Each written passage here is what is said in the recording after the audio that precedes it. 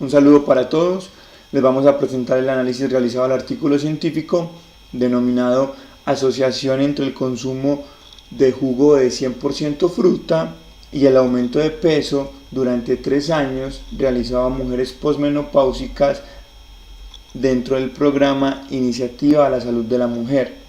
El grupo está compuesto por Carlos Arturo Mejía Córdoba, Alberto Raval Jurado, y este trabajo es presentado dentro de la asignatura Herramientas para la toma de decisiones.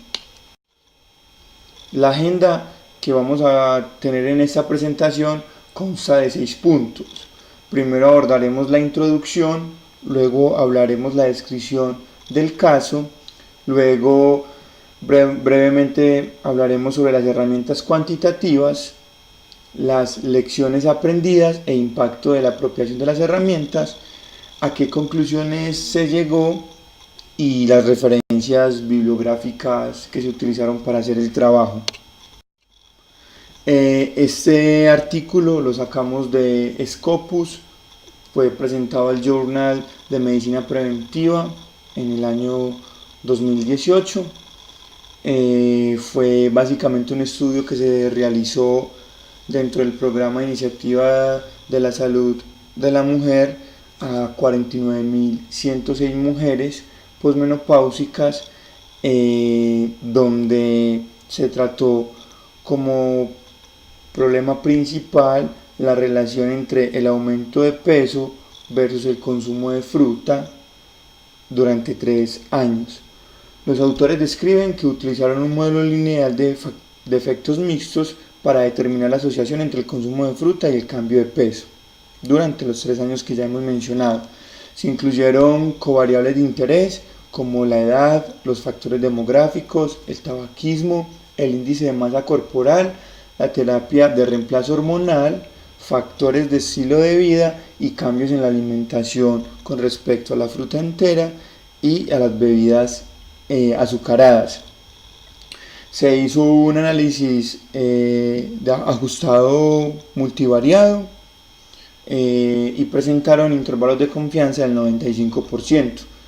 Concluyeron que hubo un asocio entre el consumo de fruta y un leve aumento de peso dentro del plazo estudiado en las mujeres posmenopáusicas.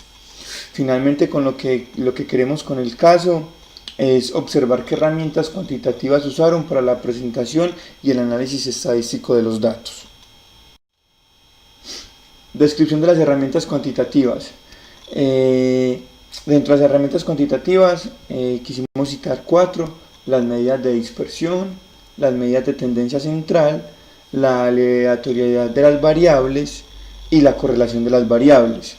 Entonces, las medidas de dispersión son los parámetros estadísticos que indican qué tanto se alejan los datos con respecto a la media aritmética y sirven para establecer qué tanta variabilidad tienen los datos. Dentro de ellas tenemos el rango, la desviación estándar y la varianza. Dentro de las medidas de tendencia central tenemos la media, la mediana y la moda, y estas pretenden resumir en un valor un conjunto de valores, es decir, vamos a tener el centro de los datos, vamos a mirar qué tan alejados o distantes están los datos. Dentro de la aleatoriedad de las variables encontramos que las variables pueden ser determinísticas si estas siguen un patrón, o caso contrario, si no tenemos un patrón identificado, hablamos de aleatoriedad. Entonces, cuando hablamos de aleatoriedad, tenemos 2 tipos: las continuas y las discretas. Las continuas pueden tomar todos los valores posibles en un intervalo. Por ejemplo, la temperatura. La temperatura puede tomar valores infinitos dentro de un intervalo. Y las discretas son aquellos valores restringidos. Por ejemplo, número de lavadoras vendidas, que ya no tendríamos un valor infinito dentro de los intervalos, sino que tendríamos ya números enteros. Y por último, la correlación de las variables, que se usa para determinar la relación entre 2 o más variables. Es decir, si yo voy a estudiar un efecto, en este caso el aumento de peso, yo necesito saber las variables que afectan ese aumento de peso, cómo se relacionan entre sí. Para eso se usa el coeficiente de relación, que es el que me permite hallar esa correlación entre entre dos o más variables. A continuación, presentamos las lecciones aprendidas y el impacto de la aplicación de las herramientas que previamente hemos detallado. Como primer punto, se detalla en el artículo la presencia de la medida de tendencia central, que en este caso es la media. Sin embargo, en el análisis del artículo no observamos una medida de tendencia de dispersión, que sabemos que es necesaria para complementar el estudio de tendencia central. Sin uno de los dos, el análisis no tiene validez. Como segundo apartado, podemos observar en la tabla que más adelante presentaremos que se hace un análisis de intervalos de confianza que se nos dice al 95%. Ante la presencia de estos intervalos de confianza, deducimos que hubo un uso previo de un modelo de distribución. Sin embargo, a lo largo del artículo no se especifica cuál modelo de distribución fue. Partiendo también de esta premisa de que existiera un modelo de distribución, hubiera sido necesario que se enunciara un estudio previo de aleatoriedad en los datos, que sin embargo tampoco aparece a lo largo del texto del documento.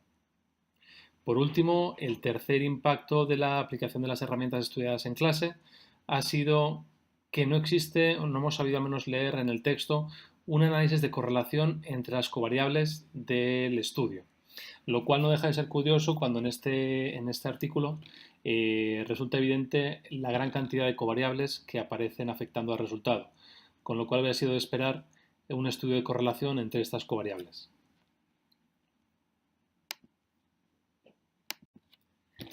En esta diapositiva vemos un ejemplo de la tabla que presenta los resultados de la investigación.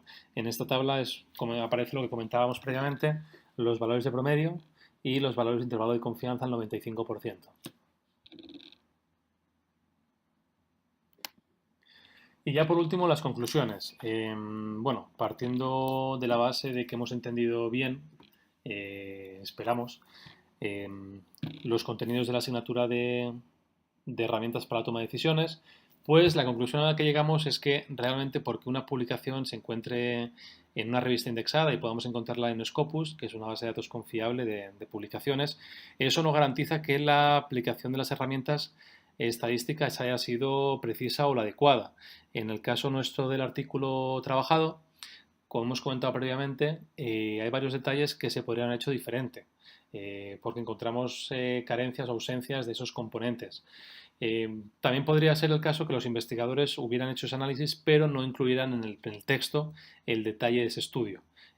Sea como fuera, desde el punto de vista de lo estudiado en clase, podemos concluir eso, que este artículo no presenta la calidad en términos de herramientas estadísticas que sería de esperar.